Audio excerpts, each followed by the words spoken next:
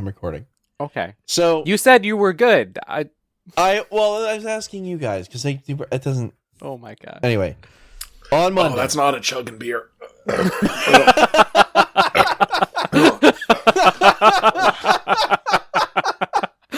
He just laughed. He just walked away. 15 minutes of getting crap set up. And I just hear, that's not a chugging beer, and he leaves. Oh, I can't wait to hear that on the recording because Discord didn't send it through. That's great. To be fair, when you turn 28, really not a single beer on the planet is a chugging beer, I've come to realize. But 28? Yeah. Yeah. Aren't we 29 now? I'm 29. April 14th, I'm 29. Oh. Well, when you hit your late 20s, you realize that actually there isn't a single beer that's a chugging beer, but Trogs Independent Brewing, the Mad Elf Holiday Ale brewed with That's cherries like and one of the honey worst is possible picks. absolutely not. Listening back to one of our previous recordings, I'd call that a chunky beer. A real It's pretty chunky. bready. Okay. Okay, Nice. Discord couldn't even filter that one out. That was good. I made it through. Okay. But yeah, So on Monday, Zach Yeah. and I watched 1984 David Lynch's Dune The movie in I the want theaters. to love. It came back to theaters for 2 days. Yeah. We saw it in the theaters. That was the first time I have seen that movie. Oh, that's ever. the way to see it. It was so weird. Like I could not have prepared myself if I tried any harder than I already did. Like there's no preparation I could have done to be ready for the experience that I had in that theater. It was so strange. Yeah. That's all I've been thinking about because the three of us haven't talked for actually a while now. Yeah, and it's been we weeks. definitely haven't talked since we watched that movie.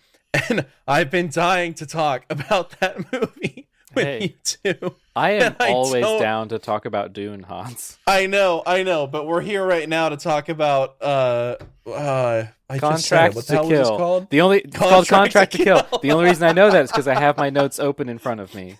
Yeah.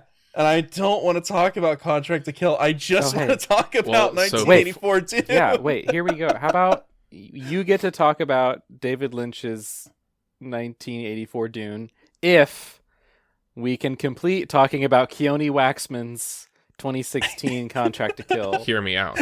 Oh, Maybe we don't actually talk about Dune quite yet. What I was going to say is I think tonight, though, we should talk about Keone Waxman's 2016 film Contract. 2016? How many of these came out in 2016? Way too a many. lot. Wait, this is the second Keone Waxman to come out in 2016. Yeah. Yeah.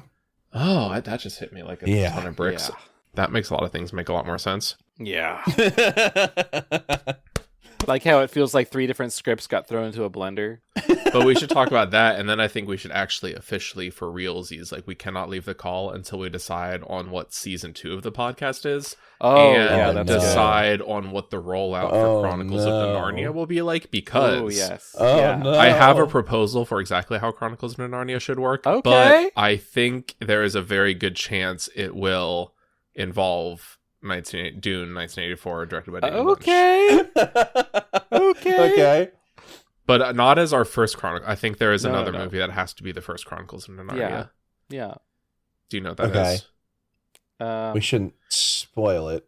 We But can I- just bleep it. Well, I think it has to That's be. true. I think it has to be. It has to be. Oh, yeah. Yeah, like that's Absolutely. just not for debate. Yeah. That was an early foregone conclusion. Yeah. Yeah, that was already decided. But I think All we right. should talk about get Contract to Kill out of the way, and then stop recording, and then if we want, start a second recording for like planning. So I don't even know if we'll release it, but for like planning season 2 Yes. and planning Yeah. Chronicles of Narnia. And Yeah, like, we can solidify put it up some on the decisions. Patreon. They can get an early preview of Right. season 2. Okay, but that nothing you just said has anything to do with Dune, and I'm dying to talk about Dune. I am always dying to talk about Dune, Hans. What you are experiencing now is my like default state of being. Hans, you are officially a Dune dude. I know. I love Zach. Oh, I haven't told Aaron. I haven't told Aaron about that yet, have I? We have to talk about Contract to Kill. We have to talk about Contract to I Kill. gotta go get it. Hold on. We have to talk about Contract to Kill. but I just want to talk about Dune.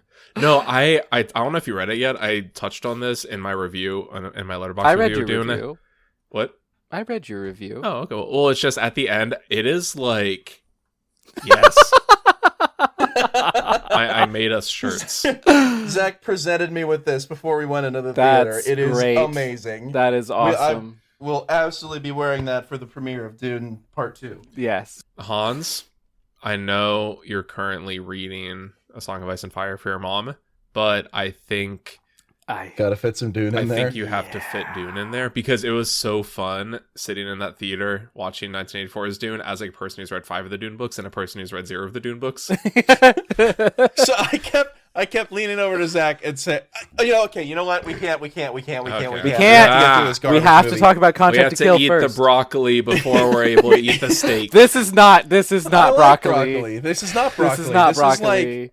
This is like you have to eat your napkin before you can actually eat your meal. This is the old Popeyes That's brand true. canned spinach. Well, much It like looks a napkin, like- it was quite bland and hard to chew through. So yes, we must eat our napkin before we can eat our meal. Before we can eat the Popeyes biscuit that is Dune, directed by David Lynch from 1984. This should be good, but I'm just not. Like, this should be good, but my mouth is so dry. I need some honey or something. All right, let's get into it. But you can't check your 6. It's kind of like, taking a screwdriver to a gunfight. What's happening? Just like on top. I'm gonna run through this really quickly. I'm gonna start us off with a thought that I had. Just the one thought? Just the one thought. This movie felt a lot like Steven Seagal wanted to do Ghost Protocol. Oh. Not throughout the whole thing, but there are elements in there Yeah. that really made it seem like that. And the whole time, it just made me angry. Yeah, wait, no, I would. This is Steven Seagal's Ghost Protocol, and that a lot of times when you say like this is this person's blank, if that blank is good, the assumption is the thing you're talking about is good too. This is Steven Seagal's very poor, very bad imitation of Ghost Protocol. Right. Yeah, Steven Seagal never got an Empire Strikes Back. No. At the very least, he is the main character of this movie, and while he does have a supporting cast, they are both on the poster. This is a really strange. What? There's a couple different posters. The Letterboxd poster just has Steven Seagal. The Wikipedia. Can we talk poster, about the poster first, though, before we talk about anything about the movie? The poster. Yes, my that I favorite saw part for of this. the audio medium of podcasts is discussing the visual medium of film posters. The poster that I'm looking at right now that I need to talk about this poster. And there are only 3 things on this poster. 1, the name of the movie. 2, a picture of Steven Seagal holding a gigantic sniper rifle that never shows up in the movie. Oh, that one. And 3, a tagline that had my skin crawling before I hit play. Yeah. This is the tagline of the movie. Oh, so you're seeing the IMDb one where he's in grayscale. Yes. This Okay. is the tagline of the movie, and perfectly encapsulates the movie. Like, this is a perfect tagline for this film, and it made my skin crawl. They didn't just cross the border, they crossed the line.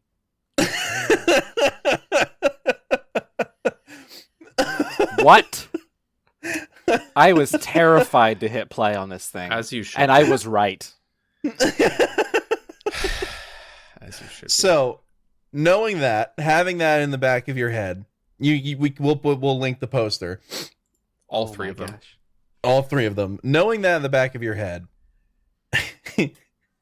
Steven Seagal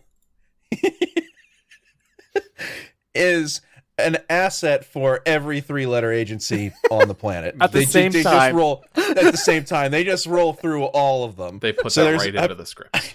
Yeah, it's absurd. I'm just going to roll through this really quickly. There's a drug cartel trying to find a new route to smuggle drugs into the U.S. through Puerto Rico, I think it was, by partnering with another gang from the Middle East for some reason. Seagal is reactivated and given the mission to stop that from happening. He has to get like a team together. It's the classic. This is where like the Ghost Protocol vibes start coming from. He has to like put his team together to stop that. One of them is a drone operator with the world's largest, loudest, most obvious drone that you can possibly imagine. Like, there's no way that anyone wouldn't spot this thing. Well, but let's be clear. You may be thinking this is like a military operation. We're using 3-letter agencies. No, this is like a person. Like, this is your friend who has like a drone with a GoPro. Right. This isn't like a military strike drone. This is like, it just has the propellers that you use it in the public park, and the police come over and they're like, hey, you can't do that. Right. When he And said they needed a drone operator, and then this guy pulled up with like a Walmart drone. But it's like enormous and incredible. It's like it's a drone from 2016. Like, it's huge and literally incredibly with just loud like and a incredibly DSLR obvious. camera like hanging off the bottom of it. Yeah. Or Exactly. a gun hanging off the bottom of it. Gun in some For cases. one It's absurd. scene, but anyway. Yeah. And it didn't make any sense, and it didn't have anything to do with the rest of the movie. The second part of his team is an old flame of Seagal's, who is far too young to be an old flame Way of too Seagal's. young. Like, they're supposed to have like history years and years back, but she would have been like a child because she's way too young for that. It didn't make any sense at all. But it's a Seagal movie, so of course. Then you have about 45 minutes of nothing, like nothing.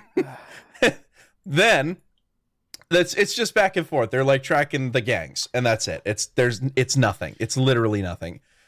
Then their safe house is raided by one of the gangs, and his old flame, the girl, gets kidnapped. Seagal just lets that happen. He just lets that happen. The door is open to the safe house, and the girl walks up and literally says out loud, "I thought I closed that." And then a guy comes up from behind and like kidnaps her.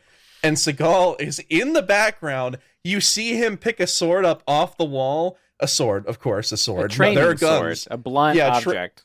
Right. There are guns on the wall too, but he picks up the sword and then steps back into the shadows, and then she gets kidnapped, and then they leave, and then he does something about it. Like, he lets her get kidnapped. It's the we talk all the time about how these movies show something that's supposed to make him look more competent, and in reality it makes him look less competent, and it's like they're doing it on purpose. This is it's like so, the biggest shining example of that idea.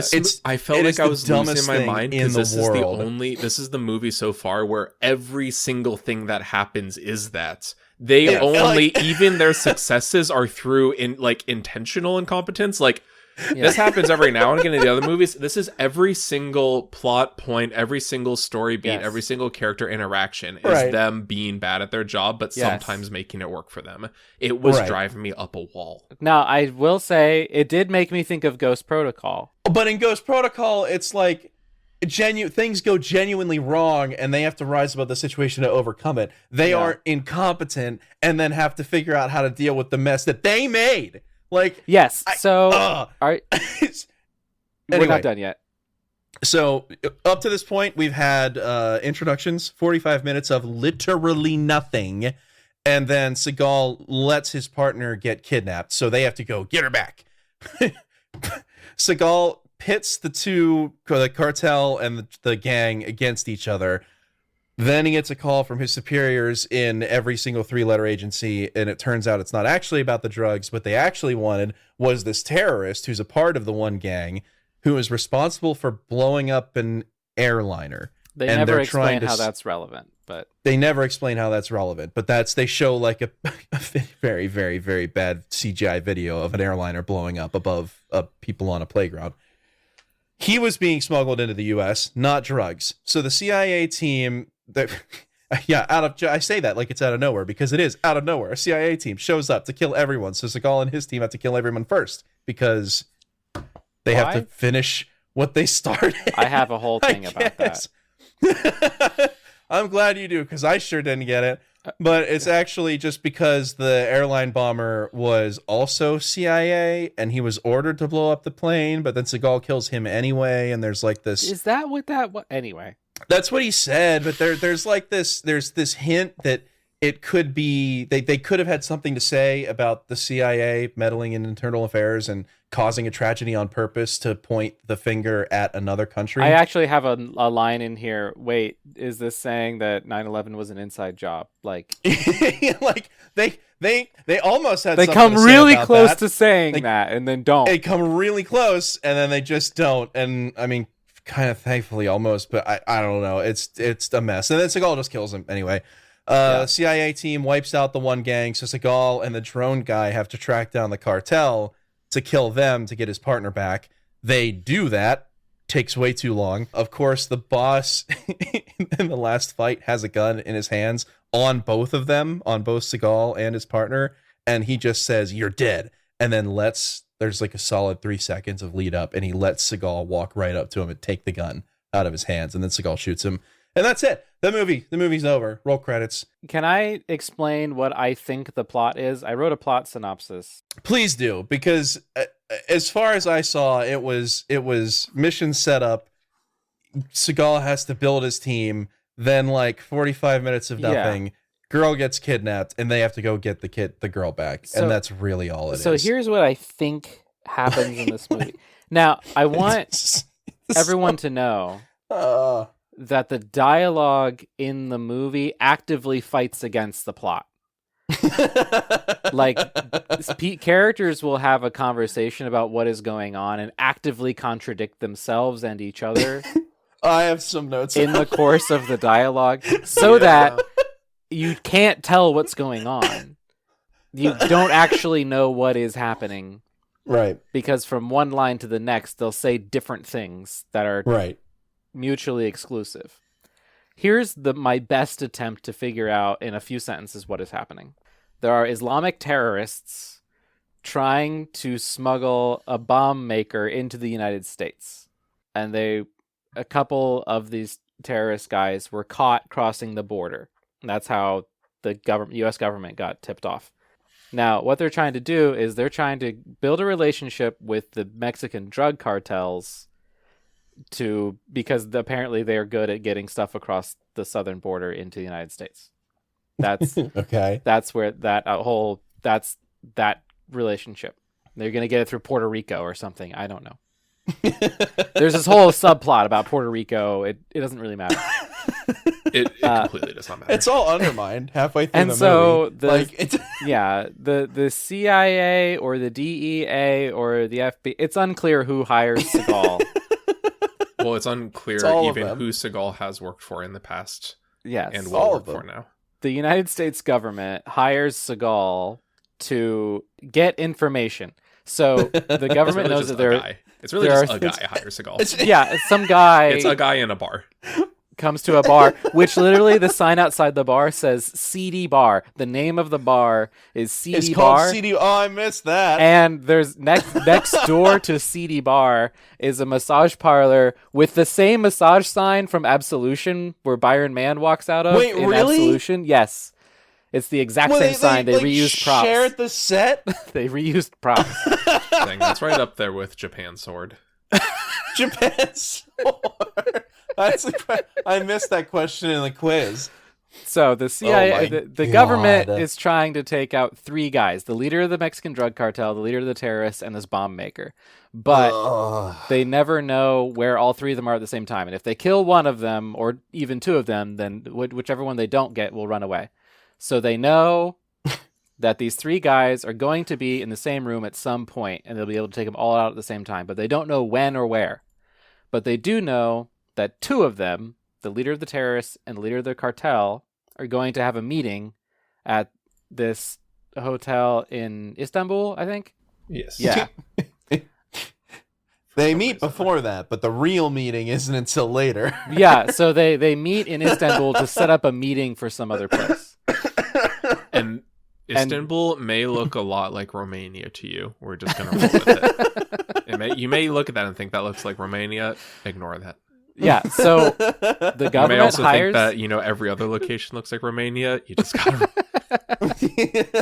So the government hires Seagal and says, all we want you to do is spy on this meeting.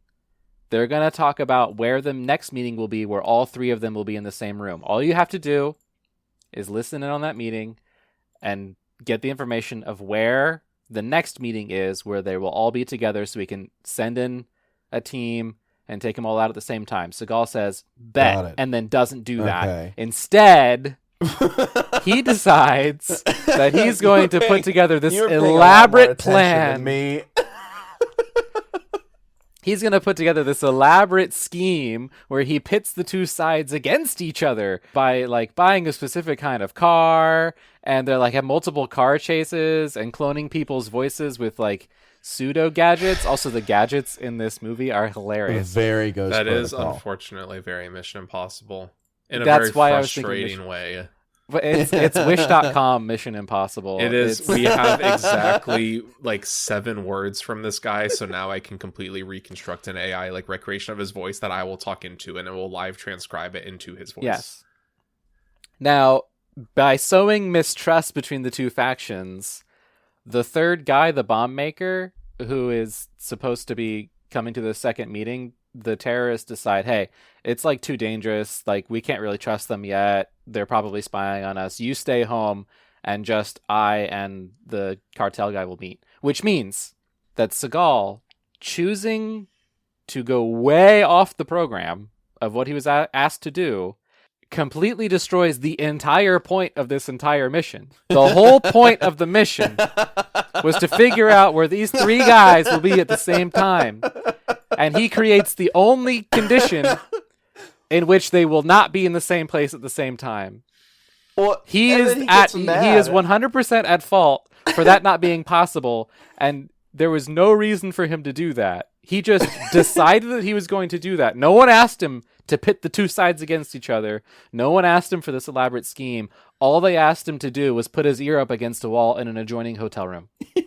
Well, and then he gets mad at his handler for basically Yeah. telling him to back down. Well, yeah, because he hands over the information, which is actually bad at this point, but he apparently doesn't Right. know that. And the CIA said, or the FBI or DEA or whoever says, "Okay, good job, mission accomplished, Seagal. We're gonna send our SWAT team in there to, send it in SEAL Team 6 to go take him out." He's like, "But I want to do it." It's like, well, no, like you did what you're supposed to, but I want to do it. Don't, please don't. And then he does, and actively gets multiple people killed that don't need to get killed. It's just bad. funny because it's not even the classic, like, I need to do what I gotta do, but, like, the bureaucracy won't let me. It's just, he doesn't need to do it. It's not even like they're gonna let the bad guy get away. They have they rant at the beginning about how, like, the red tape of, like, these in the government won't let us do what we gotta do to stop terrorism. But that's not even what happens in the movie. They're all like, oh yeah, we're gonna take out the terrorists. And Skull's like, but I want to take out the terrorists better and first. And then they do send in like a SEAL team at the end who gets one of the 3 guys, but Seagal gets the other 2. Yeah, you know how often the stated themes or like the apparent theme and then the actual like, textual theme of the movie conflict? This one is just exclusively that amped up. Also just the actions of the characters conflict with like the actions of the characters. The themes conflict with the themes. Their goals conflict with their goals. Like everyone is pitting themselves against themselves. Yeah. That's a much better synopsis, Aaron. I'm glad you were paying more attention than I was, because Well, I was the just only not reason into I it. could do that is because I was transfixed Transfixed. in the Okay, worst see, way possible. See, I had completely the exact opposite reaction. I watched this movie. There was precisely one line, one scene that I wanted to talk about, and I was so bored. I had absolutely zero thoughts on the rest of the movie. Like, I do not care to talk about this movie. I have no thoughts on, like, how long is this movie? An hour, 30 minutes? I have no thoughts on, like, an hour and 29 minutes of the runtime of this movie. There was one thing I want to talk about, and I have nothing else to talk about because the rest of this movie was so dull. Okay, So I'm glad what you were was it? transfixed, at least. let's hear it. For me, the part that sticks out is we've talked before about how, especially the Keanu Waxman, he's so plugged in. But these like Seagal movies, it is not a one way. It is a dialogue. There is call and response. We say this is bad, and the movie calls out like, not like, hey, this is bad and we're gonna fix it, but like, hey, we hear you saying that this is bad. We're actually making it worse. And this movie, it's getting more and more synced. Rather than like, we've talked about how the movies listen to us. We talk about something in one of our podcast episodes, and then like the next movie, like it almost feels like it's responding to us. Yeah.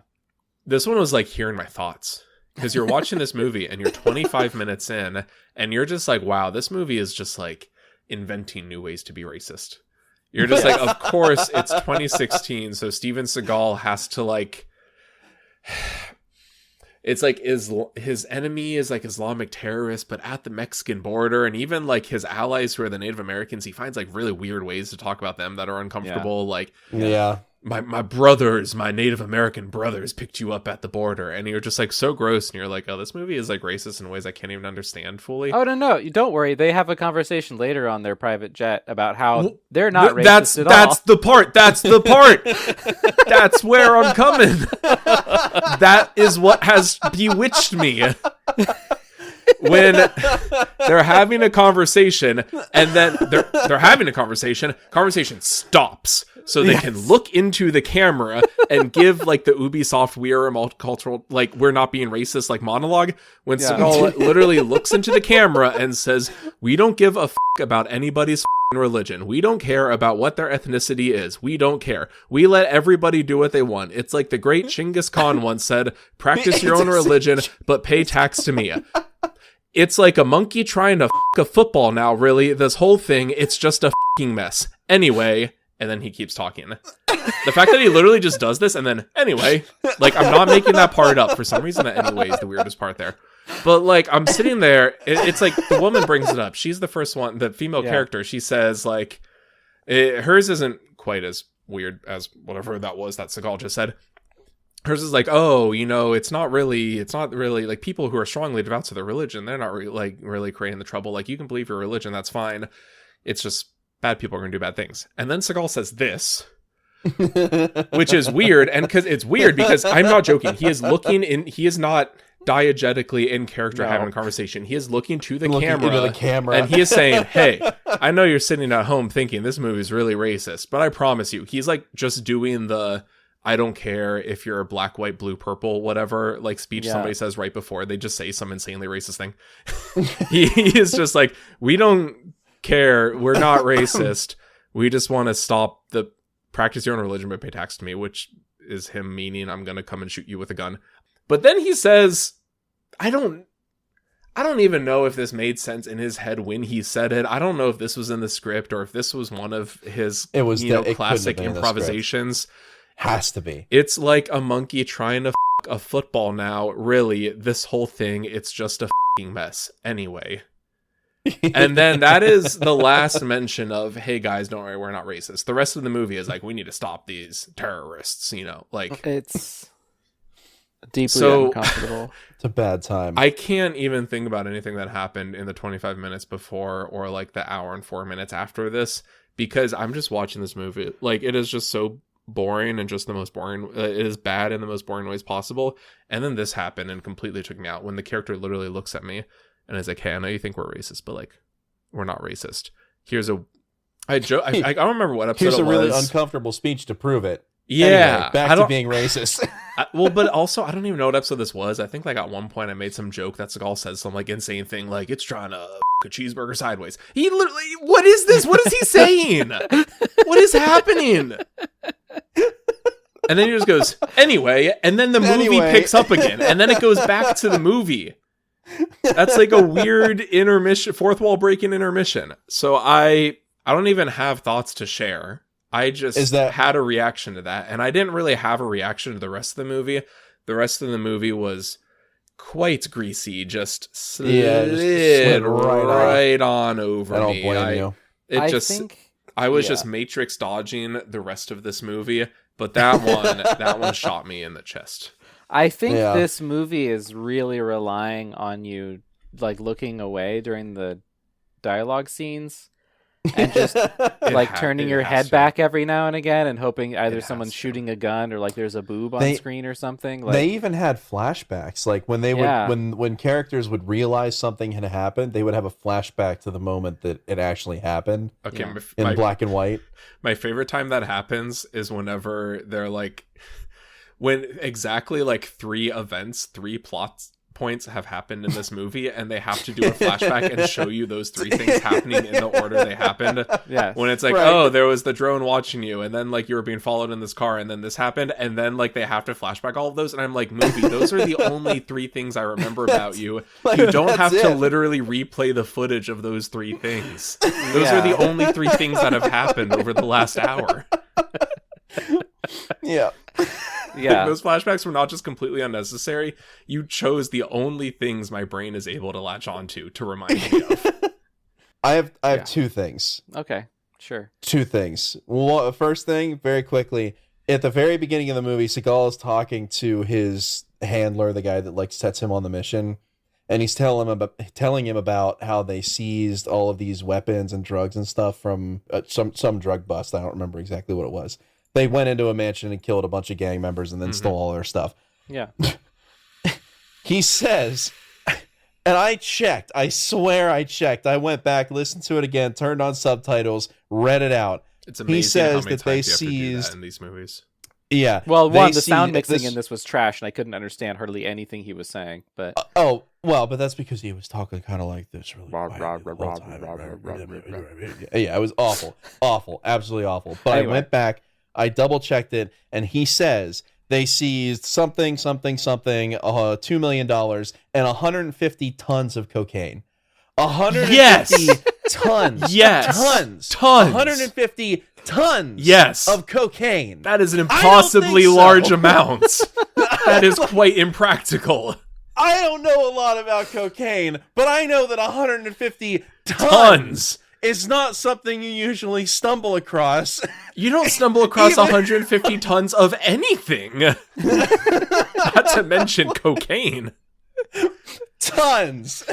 If they said 150 pounds, I'd be like, okay, sure. My brain would. I'd be like, That's oh a yeah, lot. cocaine. Like just some amount. It doesn't I matter. like the number you 150 said. kilos. 150, that's- sure, yeah. That's almost 150 400 grams? Yeah, pounds. sure. That's I like don't even 400 know. pounds. You chose Yeah. the only That's- amount that your brain that's hears like- and goes, bullshit. So there The was fish that. was this big. That set me off right at the very beginning. But then, I forgot about so that. Oh on my the plane, I don't remember if this was before or after your bit, Zach, when he literally looks into the camera and says, "I'm not racist." Anyway, back to being racist. he says to the girl, to his partner, and I quote, I went back, I wrote this out line for line. These are the exact words that this man says. She asks him something about the intel that they got about the meeting between the cartel and the terrorist group.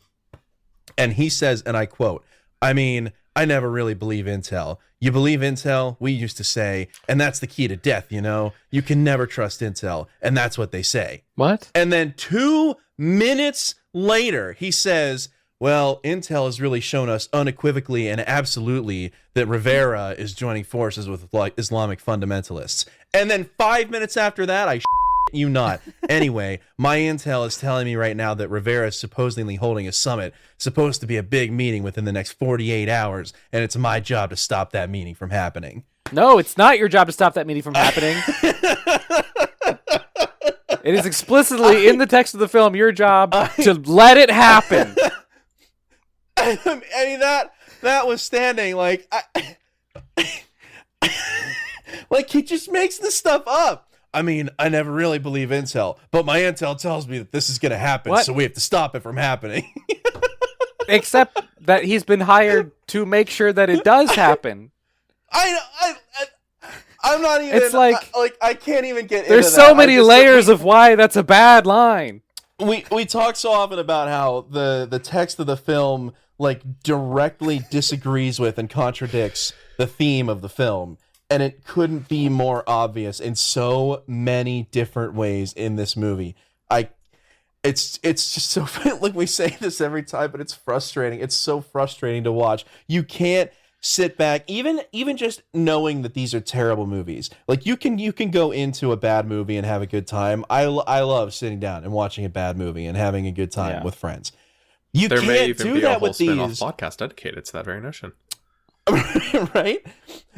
You can't do that with these because they're not. You can't like just sit back and get drunk and watch a bad movie with Seagal in it because they're frustrating. They make you angry. They like actively like. It's like they're ripping little bits and pieces out of your brain actively. Like, no, don't think about that. Oh, you found another contradiction? No, you're not allowed to have that. Don't even think about it. We're going to keep rolling. I think a big part of just- that for me also Ugh.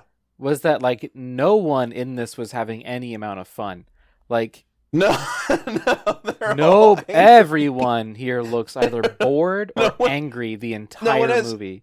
Any emotion. This is one of those where usually we can say that, like, yeah, Seagal was awful and terrible and his usual Seagal-y self, but his supporting cast actually put in a lot of effort, and they've had successful careers after this, blah, blah, blah, blah, blah.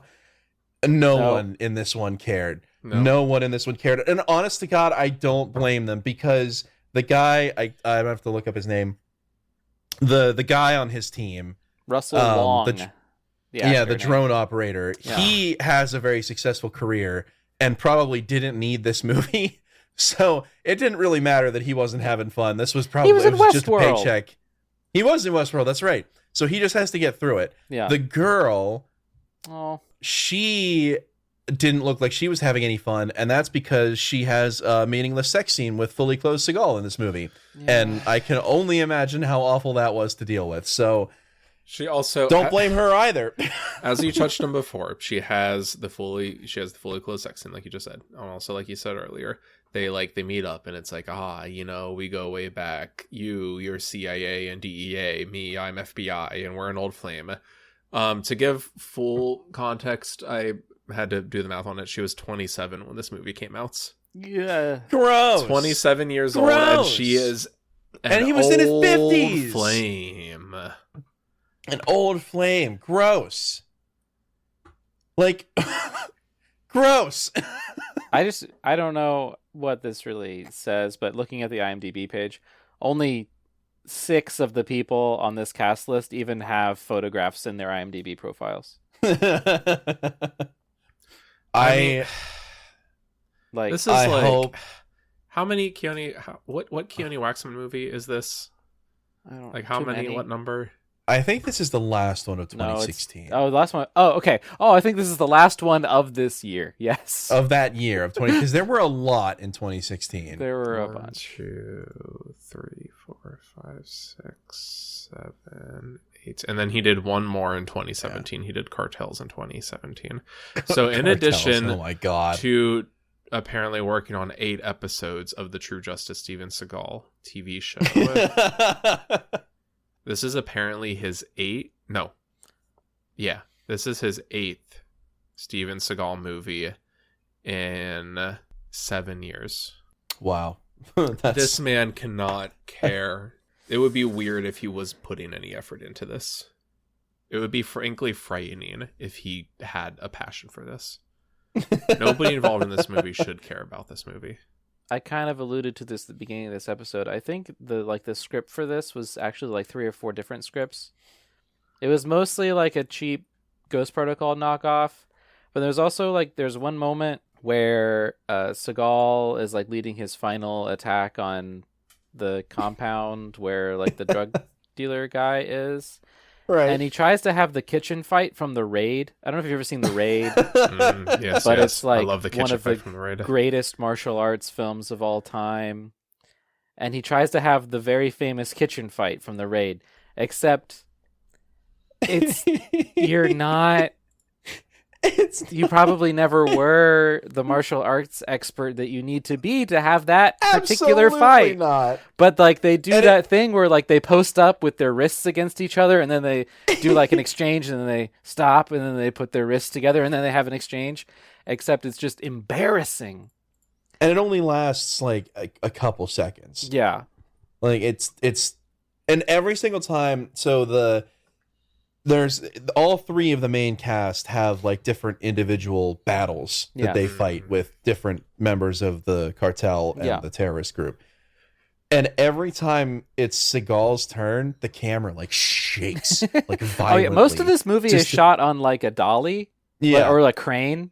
Yeah, until but it's as soon as Seagal's it's on Seagal's screen. turn, it's like someone was carrying it and they were intentionally like bobbing up and down Yeah. to give this some shakes so that it looked like he was moving more than he actually I will say I think was. there are early in the movie a couple kind of pretty crane shots, like just kind of competently made, at least at the beginning when there's slow motion and he's having a flashback to that time that he raided that drug compound, which never comes up again. Right. The slow-mo is shot at least it's shot at like 60 frames, so when they slow it back down to 24, like it makes works. sense. Mhm. Yeah. Mhm. But And I think that's like another case of, I don't know, there's some sort of like B crew that was doing the stuff that looks nice. I mean, that's so the funny thing about that is like that's like bare minimum cinematography. It's bare minimum stuff. Like, oh, the camera You don't settings were even correct when they started filming. Yeah, like you don't need the B crew to make that happen. As the A crew should be skilled enough to make that happen, and they're just pumping these out one after another, and they're just like, you know what? I just have to get this done so I can get paid and go home. Like, Yeah. I can't be any more clear. Like, these people put in exactly the amount of effort that this film deserved, and not an ounce less. Maybe a little bit more, really. Everyone did just the perfect job for this movie, and they got paid for it, and that's what matters. This movie is it gets exactly what it deserves, and it is exactly what we deserve. Yeah. For the sins we have committed. I mean, of committing to this sin of a project. I have a ton of notes here, and I could spend the next hour just like going over continuity errors, like weird little lines that don't make any sense, decisions that don't matter. But this movie doesn't matter enough for me to go over them. No. Like, there's a throwaway line about the terrorists they catch at the beginning of the movie. They were actually trying to get out of the U.S., not into it. Except, what does that mean? And they play that up like it's a big twist. Like, oh, hey, wait a minute, we just learned this. Except they show footage of that, and they're definitely trying to get into the U.S. anyway. The little command console that Seagal uses, his gadget briefcase, is definitely made of like old plywood, and it's not made well. It's like the keyboard that's in it doesn't fit in the divot that they made for the keyboard, so they just bent the keyboard. It's like arching because it didn't the keyboard was too wide. It's like a crappy Logitech keyboard that was too wide for like the divot in the prop that they made, so they just like shoved it in there, and so you can see it's bowed up out of the console. I don't know, a lot of the props, all the gadgets look like garbage, because they just got some guy on the props table. Hey, you have 10 minutes. We need a listening device that can see through walls. Yeah, so this movie has, like, we talked about the gadgets. This kind of has like a Mission Impossible like gadgety feel. Yeah. But I worry, even though we've said nothing but bad things about this very bad movie, I'm still worried that a potential listener, because media literacy is dead in this day and age, might walk away from this thinking, oh, this is kind of like Mission Impossible. This is like Mission Impossible. I should watch it. No. But so in Mission Impossible Ghost Protocol, where they say we're in like, we need to spy on this other room in this building that we're in. So we're going to have Ethan Hunt put on like these gloves that can like seal themselves on, and he can climb himself up into a building. And then you literally have like Tom Cruise climbing the Burj Khalifa. This movie is a guy with a drone is flying a drone outside of the window they're spying on, and the people inside the window are like, hey, we see the drone spying on us. It's like 20 feet away from the window. Because it's the biggest, that's this obvious movie. Drone. Like, when we say this is Mission Impossible, it's like, hey, this guy has like a $20 Walmart drone, and it'll literally show you the controller he's using has a screen on it, and then it'll cut to like a first person view of the drone, and those look different. Like, those don't even look the same, and the people are like, hey, there's a very obvious drone filming us. What's up with that? And the one guy who has who should also just be like, yeah, I don't know why this drone is spying on us, is like, don't worry about it.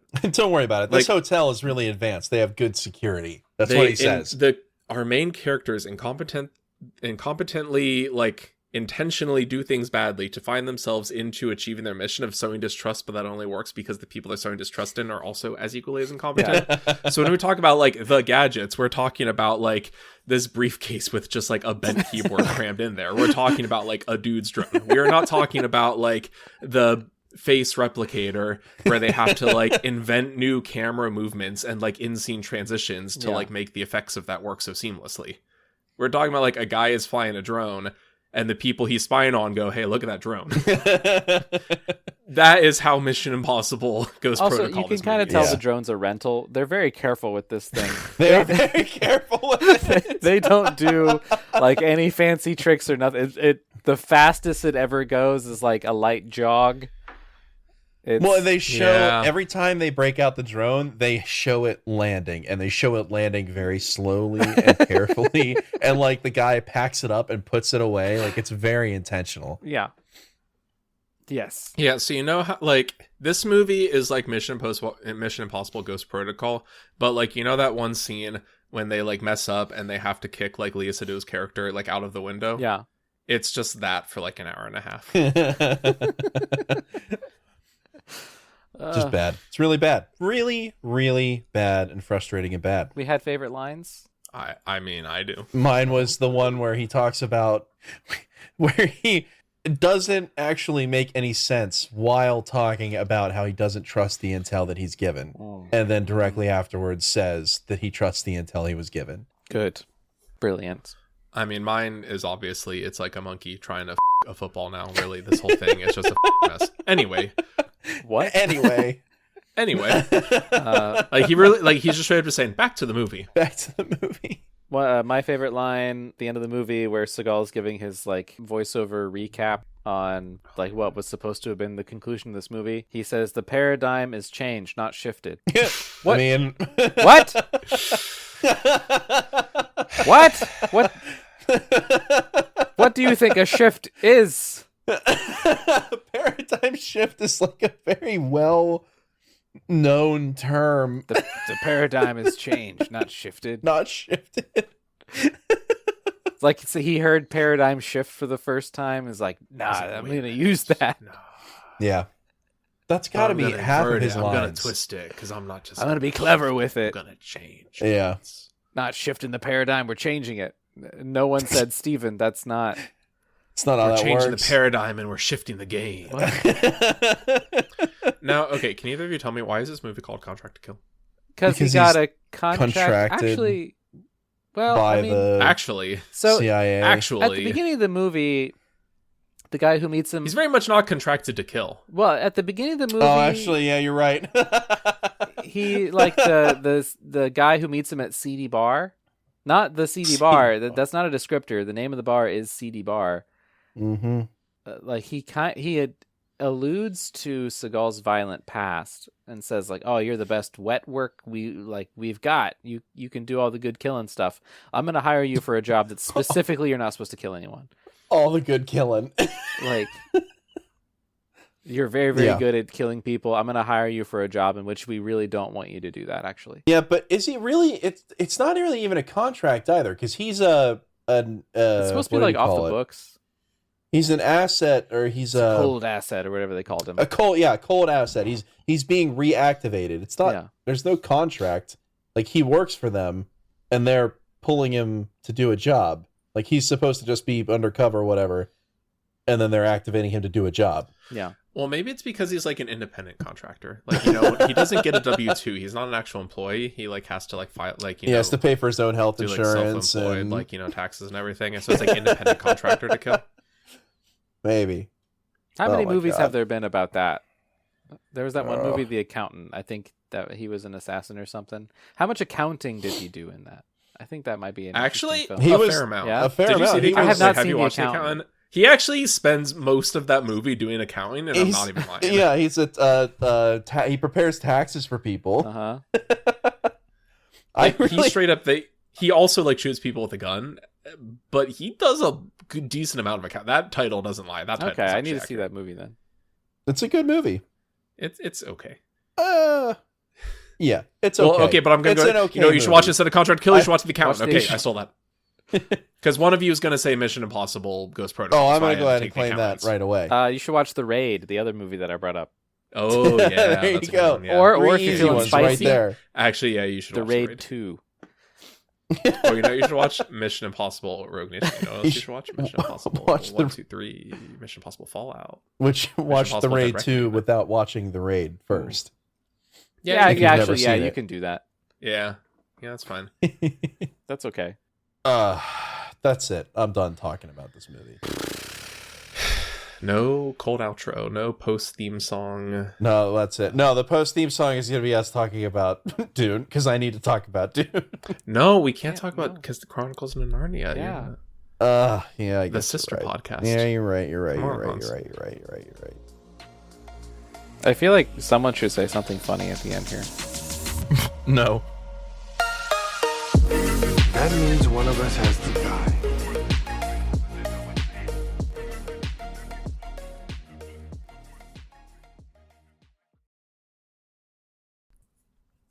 Wait, did we didn't say what you're still recording, I'm right? still recording. Yeah.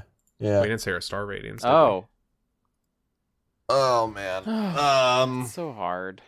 It is really difficult because I've given so many of these half a star, and I think this one deserves that on a normal scale, but because mine is so curved, I think I'm gonna have to give this one 1 star just because it's not as bad as some of the other garbage, but it's still pretty bad. That makes sense. Yeah. This is maybe the most 1-star Steven Seagal Yeah. movie for me so far. Yeah. Like, it is intractably could not be anything else other than 1 star. In Yeah. every single universe and every single lifetime, this movie is 1 Yeah, star. I think I have Yeah. to give it 1 star. There's nothing. I mean, there's lots that points it out as bad, but there's like, Clearly. I don't know. There's nothing here that would really bump it down to being as bad as some of the other stuff we've seen. Just like on a technical level. Yeah. It's 1 star. It's bad. It's not good. Yeah. That's a Don't watch it. 2 out of 10. That's a 20 out of 100. Not worth your time. Don't watch it.